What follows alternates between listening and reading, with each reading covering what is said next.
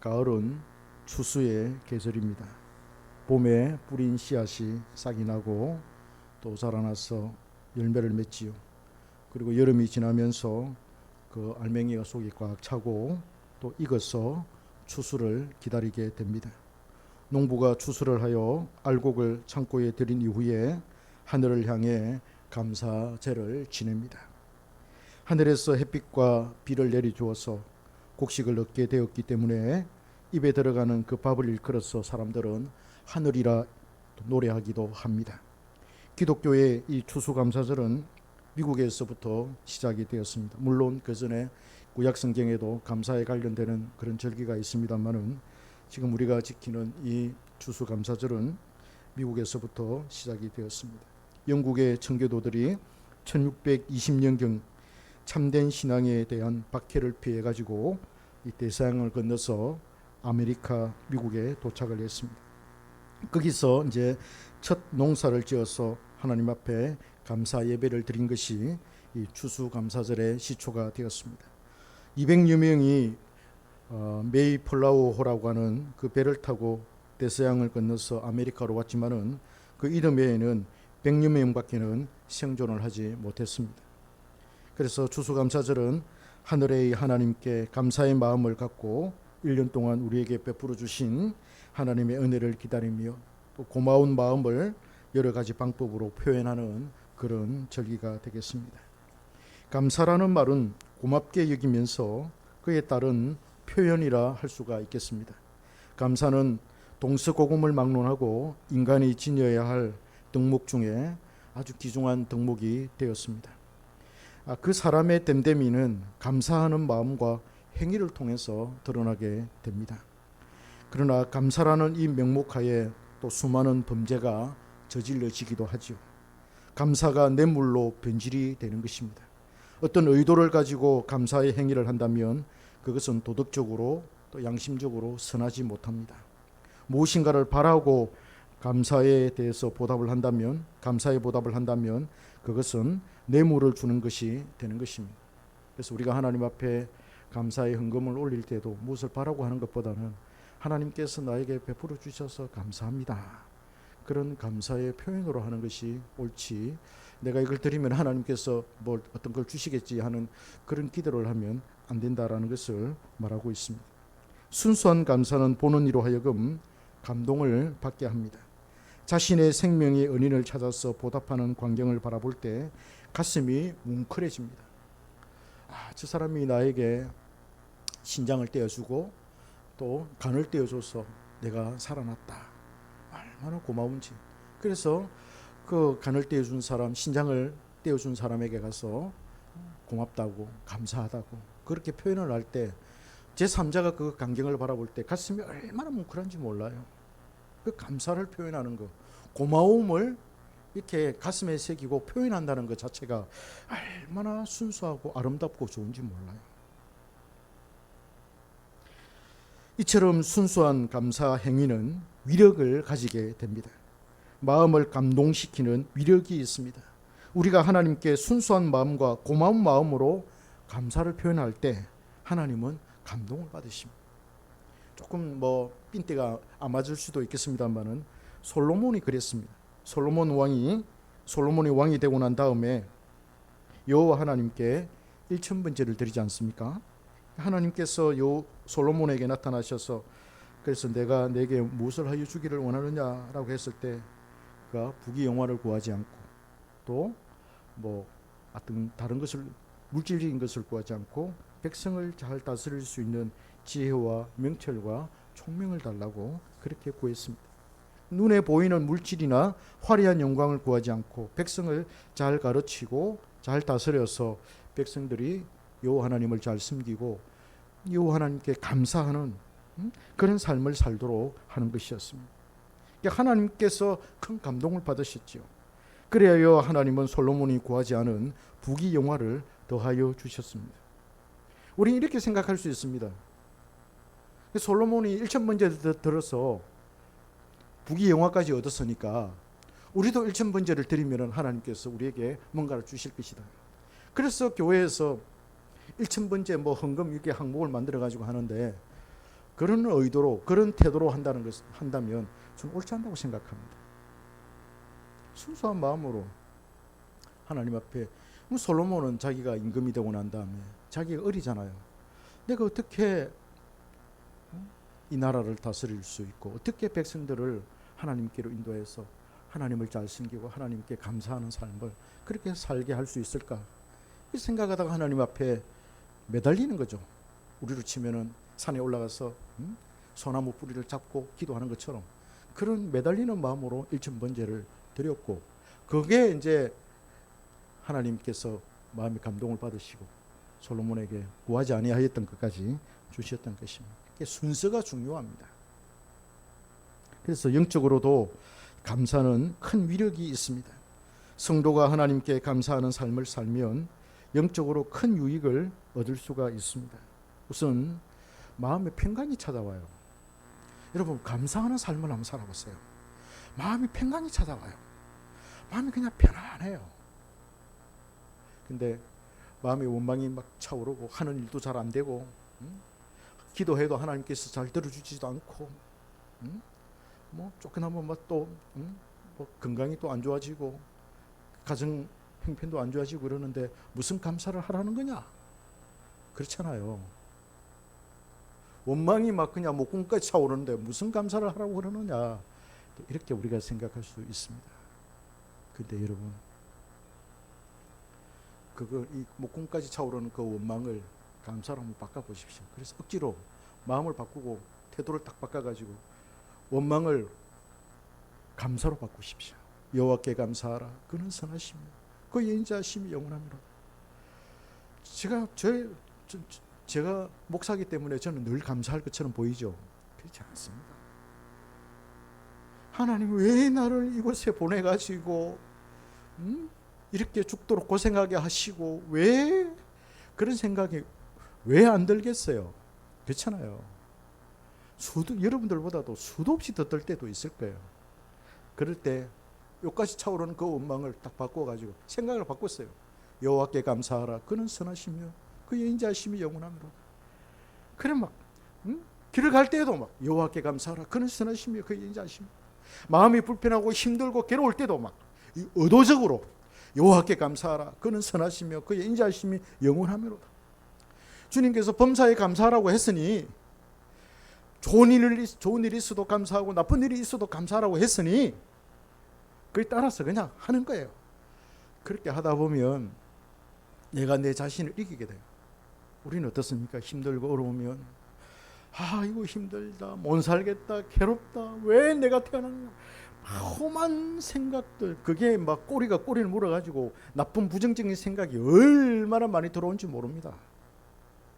근데 감사를 하게 되면 내 마음이 처음에는 막 힘들고 이래도 그 원망을 감사로 바꾸어서 하게 되면 내가 내 자신을 통제할 수 있는, 마음을 통제할 수 있는 힘이 생겨요.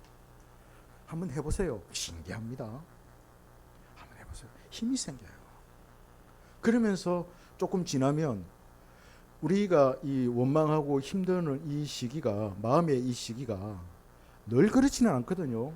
여러분, 삼한사온 아시죠? 겨울 날씨를 우리는 삼한사온이라 그러잖아요. 3번은 춥고 4번은 4일은 따뜻하다, 3일은 춥고 4일은 따뜻하다, 그렇잖아요. 꼭 그런 것 같아요. 환난을 당하고 고난을 당하는 사람들의 심령이 그런 것 같아요. 나도 모르게 내가 의도하지 않았는데 불안이 확 찾아옵니다.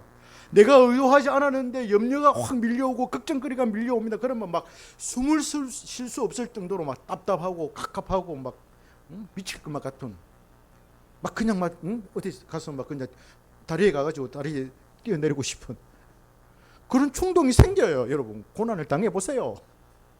왜 안 생기겠어요? 생깁니다. 그거 안 생기면 아직 인생의 쓴맛을 아직 못 봤어 그래요. 한번 보세요. 생깁니다. 그럴 때 우리가 그리스도인은 그럼에도 불구하고 하나님이 딱 그런 극단적인 순간을 하려고 할 때 하나님께서 마음을 고침먹도록 딱 은혜를 주셔요. 내가 지금 뭐 하고 있지? 정신을 딱 차리게 해주시는 거예요. 그래서 우리가 살아나는 거죠. 그리스도인. 그래서 여호와께 감사하라. 그는 선하시며 그의 인자하심이 영원하리로다. 이런 걸 계속 하다 보면 내 마음이 나도 모르게 그냥 4만 4온 4일은 마음이 편안해요. 3일은 마음이 힘들어요. 그 힘든 그 3일 동안 나도 모르게 찾아온 그 불안과 싸우는 거예요. 감사로 싸우는 거예요. 감사하자. 여호와께 감사하라. 그는 선하시며 그의 인자하심이 영원하리로다. 한번 해보세요. 제가 경험해봤어. 잘합니다.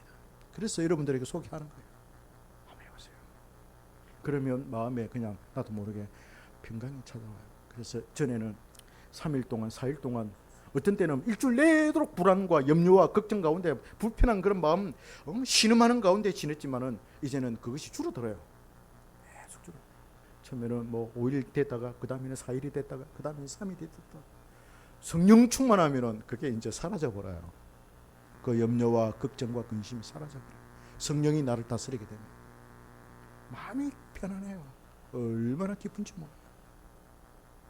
그래서 제가 이렇게 하고 나니까 지난 한 주간은 얼마나 평안한지 몰라요.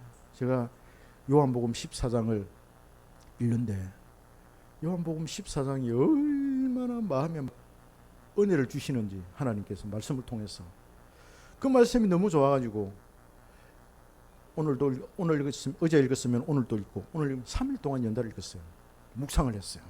얼마나 좋은 마음이 막 평강이 막 흘러 넘치는 거야. 막 은혜가 넘치는 거야. 그렇게 한 주간을 지냈습니다.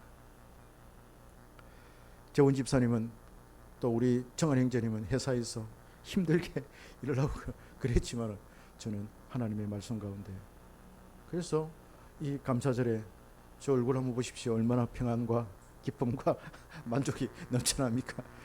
이게 영적인 바이러스가 되어서 여러분들에게 잘 전달되기를 소망합니다. 이 감사는 이렇게 큰 위력이 있고 마음의 평강이 찾아옵니다. 세상의 염려와 걱정과 근심이 사라집니다. 마음이 차분해지고 마음의 여유가 생깁니다.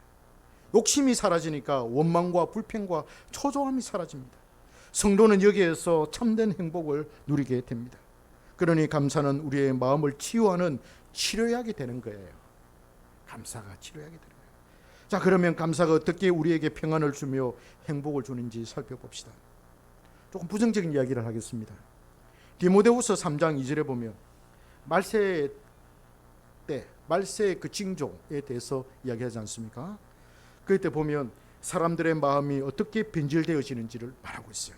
말세에 고통하는 때에 사람들이 자기를 사랑한다. 자기를 사랑해요. 그리고 돈을 사랑한다. 자기를 사랑하면 자기가 높아지기를 원하잖아요. 자기가 높아지기를 원하면 돈이 있어야 돼요. 그래서 돈을 사랑해요. 그리고 자랑해요. 그리고 교만합니다. 그리고 비방하며 부모를 거역하며 감사하지 아니하며 거룩하지 아니하며라고 그렇게 말합니다. 여기에 감사가 나옵니다. 말세에 사람들의 타락이 있어서 그 절정이 바로 자기 사랑과 자기를 높이는 것인데, 그래서 돈을 사랑하는 것인데요, 돈이 자기를 높여주잖아요. 이렇게 높아진 자는 다른 사람을 무시하고 비방합니다. 그리고 대단히 교만해집니다. 자기 위에 어떤 권위도 인정하지 않으려고 합니다. 심지어는 부모의 권위도 거부하려고 합니다. 자신이 가장 높은 자리에 앉아 있다 보니까 감사하는 마음이 생겨나지가 않습니다. 무엇이 생겨도 당연히 주어진 것이고 자기가 잘해서 자기 능력으로 주어진 것이라 감사하는 마음이 생기지 않았습니다. 아들이 이번에 이제 있었던 교회에서 이제 나와서 다른 교회, 서울에 있는 다른 교회를 이제 가는데 면접을 봤다고 그래요. 면접을 봤는데 그 면접할 때 그 서류를 하잖아요. 자기 소개서 하잖아요. 그래서 자기 소개서 이제 아버지에 관련된 어떤 이야기를 좀 적었는가 봐. 그러니까 거기 면접하는 담임 목사님, 참 아버지가 훌륭하다. 아버지가 아들을 잘 키웠다. 그래서 아버지와 자라오면서 갈등 같은 건 없었느냐 이런 거를 물어봤대요. 그러면서 이제 면접을 보고 나와서 이제 우리에게 하는 이야기가, 그래 이런 면접을 봤는데 내가 아무리 생각해도 아버지가 잘했던 것보다도 내가 잘해가지고 이 자리에 온 것 같다. 이런 이야기를 하더라고, 표현을 하더라고. 아이고, 내가 속으로 아이고 이렇게 했는데, 여러분 그래요. 잘 되면은 자기 탓이고 잘 안 되면은 조상 탓이고 부모 탓이야. 그래요. 그러나 우리 그리스도인은 그렇지 않죠. 모든 것이 하나님의 은혜이고. 그렇지 않겠습니까? 잘 안 되면은 하나님 탓이고, 잘 안 되면은 조상 탓이고 부모 탓, 그런 탓을 돌리게 되죠. 모든 사람이 자기를 왕으로 삼고 최고라고 생각한다면 우리의 사회와 공동체가 어떻게 돌아가겠습니까? 너도 나도 귀하고 높은 자리에 앉아서 호령한다면 얼마나 사람들 상호간에 충돌이 많이 일어나겠습니까? 정이 없고 무정해져서 관계의 파괴가 일어나게 될 것입니다. 자신의 욕망을 위해서 달려가니 거기에서 원통함이 생겨나고 비정함이 생겨나게 됩니다. 이런 사회에는 영적으로 정신적으로 생겨나는 질병이 엄청납니다. 정신에 관련된 온갖 질병이 발생합니다. 우울증부터 시작해서 대인기피증, 공황증, 편집증, 강박증, 수도 없는 그런 질병이 생겨나게 될 것입니다. 사람들은 쫓기는 그런 삶을 살게 되고 마음의 여유가 없이 초조한 삶을 살게 될 것입니다. 갈수록 마음은 강팍해지고 사나운 사자처럼 서로를 향해서 어리렁거릴 것입니다. 선한 것을 행하는 사람이 우스워 보이고 바보처럼 보일 것입니다. 서로를 속이고 덩을 쳐서 먹고 사는 사이이기 때문에 악한 것을 악하다 하지 못하는 그런 시대를 살게 될 것입니다. 배신하는 것은 다반사일 것이며 이루어야 할 욕망이 너무나도 크기 때문에 속히 이루어지지 않을 때는 짜증이 나고 불안해서 견디지를 못할 것입니다. 자신의 이익만 생각을 하게 됩니다. 자신에게 도움이 되지 않고 이익이 되지 않는다고 판단이 되면 과감하게 관계를 정리합니다. 진정 자신에게 도움이 되는 것이 무엇인지 알지 못한 채 말입니다. 이런 사람은 신경이 날카롭고 예민해서 함부로 말도 못합니다. 조금이라도 신경이 거슬리는 소리를 들으면 폭발해서 막 분노를 표출하지요. 겉으로는 경건한 척하지만 실질적인 경건의 유익은 일어나지 않습니다. 이게 감사가 없는 세상입니다. 왜 사람들은 감사하지 않을까요? 자신을 높이고 자랑하고 교만하기 때문입니다. 결국 그런 사회와 공동체는 멸망을 하게 되지요. 왜 전쟁이 일어납니까? 감사가 없는 삭막한 인성 때문에 일어나는 것 아니겠습니까? 그만큼 세상이 사회가 타락하니까 다른 나라가 힘 있는 나라가 그 나라를 집어삼키니 사회 안에 구성원들이 파괴되어 있으니까 그 안에 있는 도덕이 파괴되어 있고 윤리가 파괴되어 있고 질서가 파괴되어 있으니 외적이 쳐들어와도 그것을 이길 수 있는 힘이 그 안에 없는 거예요. 내공이 없는 거예요. 그래서 나라가 실패합니다. 망합니다. 진정으로 감사하는 사람에게는 다툼이 없지요. 자만하지 않습니다. 교만하지 않습니다. 자기를 지나치게 높이지 않습니다. 그러나 이 사람은 겸손합니다. 그래서 감사는 자신을 낮추는 데서 비롯돼요. 여러분, 감사하는 삶을 살면 마음이 평안해지고 기쁘잖아요. 그래서 행복이 오잖아요. 그런데 그 감사하는 삶을 살려면은 자신을 낮추어야 돼요. 자신을 낮추지 않으면은 감사가, 진정한 감사가 안 와요. 자신을 높이고 있는데 어떻게 하나님께 감사할 수 있겠습니까? 감사가 안 돼요. 사람은 자신을 잘 낮추지를 못하지요. 겉으로는 낮추는 신용을 할 수 있습니다. 겉으로는 겸손한 척 할 수 있습니다. 본성적으로 이타적인 사람이 있을 수 있습니다. 그러나 어디까지나 그것은 다른 사람에게 인정을 받으려는 욕구가 강한 것일 뿐입니다. 다른 사람에게 바깥 나가면 다른 사람에게는 잘해요. 근데 집에만 들어오면 그냥 아내에게 그냥 잘 못하고 자식들에게 잘 못하는 그런 사람들 있을 수 있어요. 있습니다. 그런 이야기 많이 듣습니다. 신방을 하다 보면. 목사님, 우리 남편은 바깥에 나가면 그렇게 호인인데 집에만 들어오면 호랑이 같다면서. 그런 이야기 많이 해요. 왜 그런가요? 내가 다른 사람에게 좋은 인상을 받아야 되고 좋은 이미지를 얻어야만 내가 하는 일이 다 잘 될 수가 있고 또 사람들에게 인정을 받으니까 행복해질 수가 있는 거예요. 그 관계가 좋은 거예요. 그건 사회생활 하는 데 있어서는 큰 도움이 되겠습니다만은 그러나 내면이 잘 안 좋아요.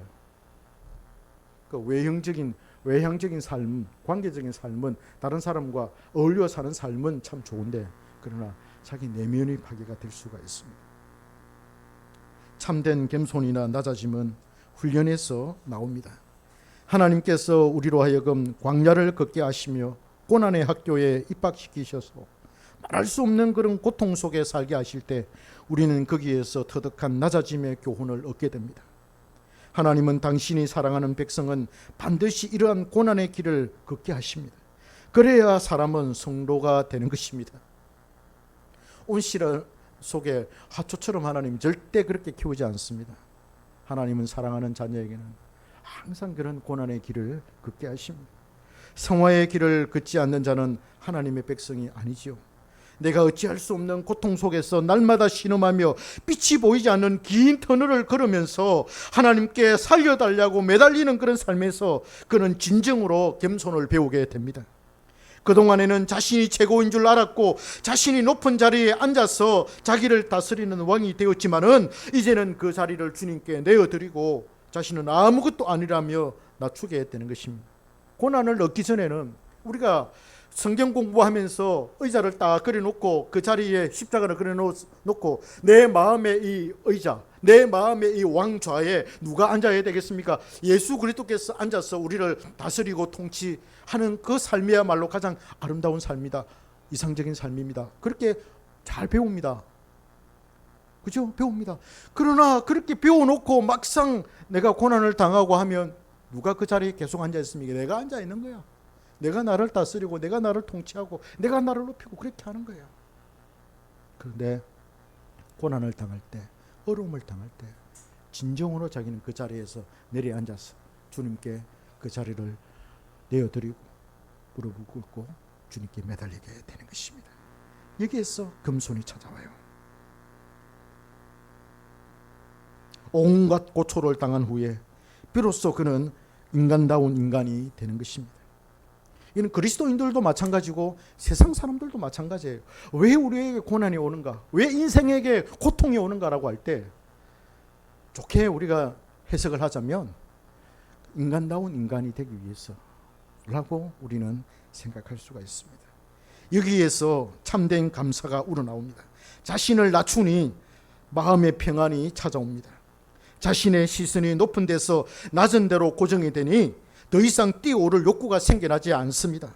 모든 것을 하나님께 맡기고 현재의 삶에 충실하게 되지요. 하루하루가 귀하고 그 시간 속에서 최선을 다하다 보니 그것에서 만족을 누리게 됩니다. 자신의 부족함을 알게 되니까 지금 자신에게 주어지는 환경이나 상황이나 조건들이 그저 감사할 따름입니다. 그리하여 작은 것에도 감사하게 되는 것입니다. 소소한 행복을 느끼게 됩니다. 집에서 소박한 밥상을 바꿔서 눈물을 흘리며 감사의 기도를 드릴 수가 있습니다.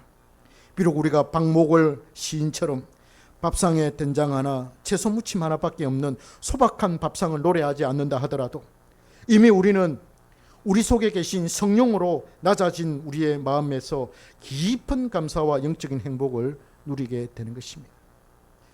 내가 낮아지면은요, 집에서 반찬이 없어도 나가서 뭐 소고기를 안 사 먹어도 삼겹살을 안 사 먹어도 집에서 된장 하나에 김치 하나만 있어도 행복한 거야.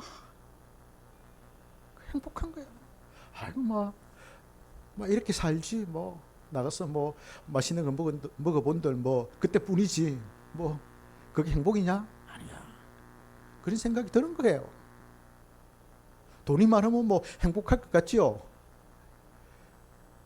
돈이 없어 봤으니까 돈이 많으면 참 좋겠다. 그러나 돈 있는 사람들의 말을 들어보면 한 번씩 가다가 뭐 저기 펜트하우스 사는 이런 사람들 얘기를 들어보면 혼자서 그 큰 뭐 50평, 60평, 80평짜리 그 펜트하우스에서 막 살아요. 방도 몇 개가 되고. 그래 그 없는 사람은 그거 가가지고 와 하는데 정작 그 주인은 별거 아니라면서 그 집이 중요한 거 아니라면서 그렇게 이야기하는 거 보지 않습니까? 마음이 평안한 거. 집에서 가난하게 살아도 내 마음이 편안하면 그게 행복이죠. 마음이 평안하고 모든 걸 다 가진 것처럼. 여러분, 소유를 해야만 누릴 수가 있습니까? 그래서 사람들은 막 소유를 하려고 그러죠. 돈을 소유하려고 그러고, 집을 소유하려고 그러고, 명예를 소유하려고 그러고, 권력을 소유하려고 그러고. 소유해서 여러분 그게 옵니까? 아니에요. 마음에서 옵니다. 마음에서 옵니다. 마음이 낮아져야 마음이 평강해 와요. 그냥 편안합니다. 누가 뭐라 해도, 누가 잘 되어 성공했다 해도 거기에 그냥 마음이 가지 않습니다. 아, 축하합니다. 잘 됐습니다. 당신이 그렇게 잘 됐으니까 나라를 위해서, 이 사회를 위해서 크게 이바지하십시오. 박수 짝짝짝 치고 축하해주고. 그렇지만은 거기에 나는 왜 그럴까? 그렇지 않아요. 우리는 보통 그러잖아요. 나는 왜 그럴까? 다른 사람은 저렇게 잘 되는데 나는 왜 그런가? 하나님, 나는 왜 그렇습니까? 나에게는 왜 복을 안 주십니까? 그렇잖아요. 하나님께서 저분에게는 저런 어떤 은혜를 주시고, 저런 복을 주시고, 나에게는 또 이런 복을 주시는 거예요. 내 바운다리, 나의 인생의 그 한계, 그거 받아들이세요. 내가 태어날 때부터 내가 가지고 있는 그 능력이 내가 이것밖에 안 돼. 그 안에서 나는 열심히 살아. 그걸 받아들이세요. 그냥 받아들이면 돼요. 그냥 안 돼도 안 하는데 높은 걸 바라보고 다른 사람 되면 왜 나는 안 돼? 왜 나는 안 돼? 왜 나는 안 됩니까? 하면서 씩씩거리면서 하늘을 향해서 사태질하고 그러지 마십시오. 그러지 마십시오. 받아들이십시오. 아, 내가 가지고 있는 그 분복이, 타고난 복이 내가 이 정도구나. 받아들이세요. 그리고 누구 뭐라 해도 그냥 내가 그런 사람입니다.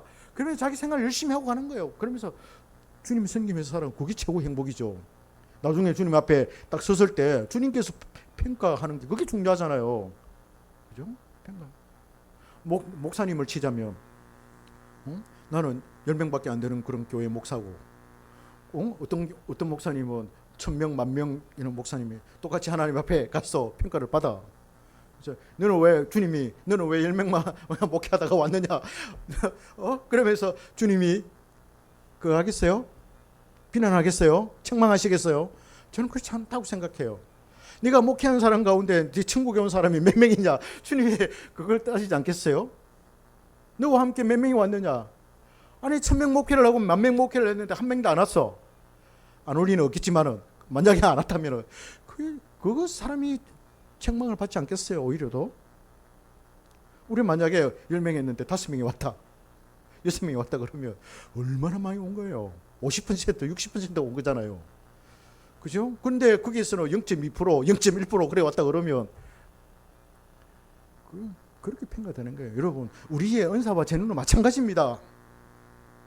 그냥 받아들이세요. 하나님이 나에게 이걸 주신구나. 받아들이고 그 안에서 최선을 다해서 성실하게 살면 되는 거예요. 박남희 집사님, 그렇죠?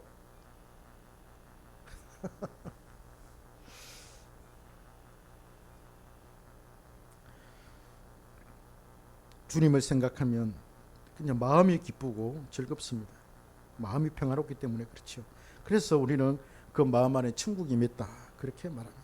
성령께서 임하신 것입니다.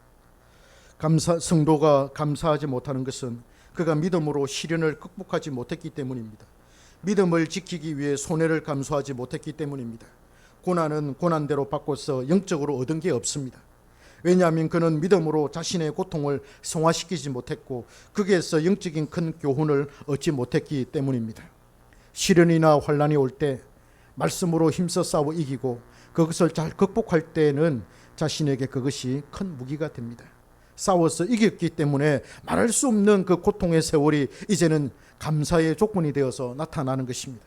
전에는 그것을 생각하면 그것에 빠뜨린 하나님이 원망스럽고 서운하고 미워지고 불평의 조건이 되었지만은 그것을 말씀으로 이기고 인내로 이기고 나니까 오히려 그때가 참 좋았다라고 그렇게 고백을 하게 돼요. 하나님, 왜 나를 그 구름텅이에 빠뜨려 가지고 몇 년 동안이나 그렇게 살게 하시고 지금도 사는 형편이 나아지지 않고 신음하고 있는데 도대체, 이러면서 마음을 갖게 되는데 그러면 안 된다는 거예요. 그러나 그 상황 가운데 있어서 말씀으로 믿음으로 잘 이기고 나면 자기에게 그게 무기가 돼요. 그 환난과 그 고통과 고난이 자기에게 무기가 되고 자기에게 훈장이 돼요. 훈장이 돼요. 그래서 그 훈련의 과정을 통해서 자신의 성장과 높은 영적 수준을 바라보니까 감기가 무력하는 거예요. 자기가 영적으로 엄청 성장해 있는 거예요. 엄청 영적으로 자란 거예요. 높은 경지에 이르게 된 자기 자신을 발견하게 되는 것입니다.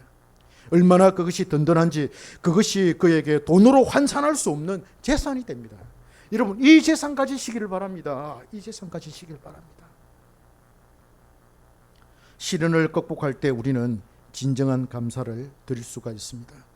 타락한 사람의 가장 근본적인 현상이 바로 하나님이 창조주이심을 알고도 하나님께 영광을 돌리지 않고 그분께 감사하지 않는다는 거예요. 로마서 1장 18절에 나오잖아요. 하나님을 알면서도 하나님을 영화롭게도 하지 아니하고 하나님께 감사하지 아니한다. 이게 타락한 사람의 가장 나쁜 본성이에요. 하나님을 하나님으로 인정하고 그분을 사랑하며 공경할 때 우리는 비로소 성화의 길에 들어서서 거룩한 삶을 살게 되는 것입니다. 거룩한 삶을 사는 시초가 바로 이 감사입니다. 그만큼 감사는 중요합니다. 우리가 어떻게 감사할 수 있겠습니까? 마음으로 감사의 조건들을 생각하고 그 원리를 깊이 이해하고 깨달아야 합니다. 결국 성령께서 우리 안에서 역사하실 때 우리는 그런 삶을 살게 됩니다. 거기에서 깊은 감사가 흘러나옵니다. 자신을 낮추십시오. 하나님 앞에서 겸손하십시오. 그리고는 감사를 표현하십시오. 말로 표현하십시오. 그리고 말로만 아니라 물질로도 표현해야 합니다. 그래서 성경은 하나님께 나올 때 빈손으로 오지 말라고 한 것입니다. 다 이유가 있는 것입니다. 추수감사절을 맞이해서 하나님께 더욱 감사합시다. 감사를 생활합시다. 범사에 감사합시다. 무슨 일을 만나든지 일단 감사부터 합시다. 좋은 일만 만나서 감사할 게 아니라 안 좋은 일을 만나도 감사합시다. 그래야 기뻐할 수 있습니다. 재훈 집사님 감사합시다. 정한 행자님 안 좋은 일을 만나도 감사합시다. 억지로라도 감사합시다. 원망이 막 목구멍까지 이렇게 차올라도 그 원망을 바꾸어서 감사합시다. 여호와께 감사하라. 그는 선하시며 그 인자심이 영원하미로다. 그거 외워가지고 항상 그걸 낭송하시기 바랍니다. 감사는 항상 기뻐하라와 범사에 감사하라는 것은 서로 상관관계에 있습니다. 서로 원인이 되고 결과가 됩니다. 그래서 기뻐하면 감사가 나오고 감사하면 기쁨이 온다는 거예요. 감사는 우리에게 기쁨을 안겨주고 마음의 평안과 안정과 행복을 안겨줍니다. 이게 감사의 위력입니다. 감사하는 사람이 진정한 그리스도인입니다. 하나님께 감사합시다. 이 세상을 창조하신 하나님께 감사합시다. 우리의 구원을 위해 독생자를 보내주신 하나님께 감사합시다. 우리를 위해서 살을 찢으시고 피 흘려주신 우리 주님께 감사합시다. 구원의 기쁨과 즐거움을 주신 주님께 감사합시다. 하늘의 소망과 마지막 날 부활의 소망을 주신 우리 주님께 감사합시다. 새하늘과 새 땅을 주신 주님께 감사합시다. 감사의 위력을 경험하시는 이번 한 주간 되시기를 주님의 이름으로 축복합니다. 하나님